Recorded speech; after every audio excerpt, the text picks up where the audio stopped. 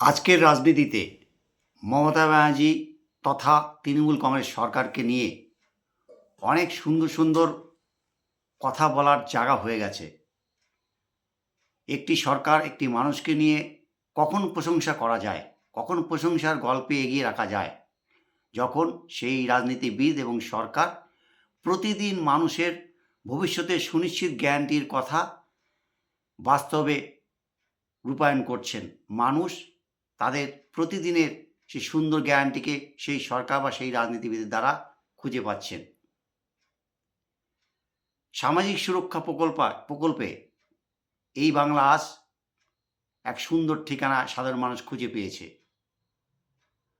পরিসংখ্যান বলছে 1,73,00,000 মানুষ কর্মশ্রী প্রকল্পে যথারীতি নাম লিখিয়ে ফেলেছেন। 41 লক্ষেরও বেশি মানুষ যথারীতি 25,000 কোটি টাকার পরিষেবা পেয়ে গেছেন, যা এক অভাবনীয়, যা এক কথায় সারা ভারতবর্ষের মধ্যে বাংলা নজির গড়েছে সামাজিক সুরক্ষা প্রকল্প।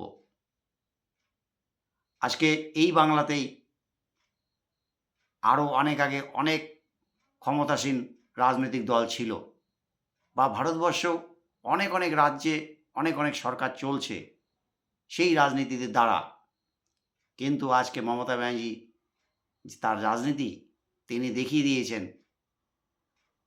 মানুষের কাজ করার জন্যই রাজনীতি জন্মগ্রহণ করে, মানুষের কাজের দ্বারাই রাজনীতি বেঁচে থাকে, আর মানুষ সেই রাজনীতিকে তাদের উপকারের জন্য আগলে রাখে। আজ মমতা ব্যানার্জির তৃণমূল কংগ্রেস দল, মমতা ব্যানার্জির তৃণমূল কংগ্রেস সরকার যত দিন যাচ্ছে মানুষের হয়তো আশা আকাঙ্ক্ষা প্রাপ্তি আরোই বেড়ে চলেছে, যা তৃণমূল কংগ্রেসের বড় প্রাপ্তি। মানুষের আরও কী করা যায়, মমতা ব্যানার্জির সেই শয়নের স্বপ্নে একই চলছে তার চিন্তাধারা। এই বাংলাকে আরও কী করে এগিয়ে রাখা যায়, সর্বস্তরের মানুষ, শ্রমজীবী মানুষ, প্রান্তিক মানুষকে নিজে আজকে ভাবনা তৃণমূল কংগ্রেসের, তৎস মমতা ব্যানার্জির। আমার মনে হয় না এই বাংলা কেন ভারতবর্ষ আজও কোনো রাজনৈতিক দলের দ্বারা খুঁজে পেয়েছে। এখানেই মমতা ব্যানার্জি সকলের চাইতে আলাদা।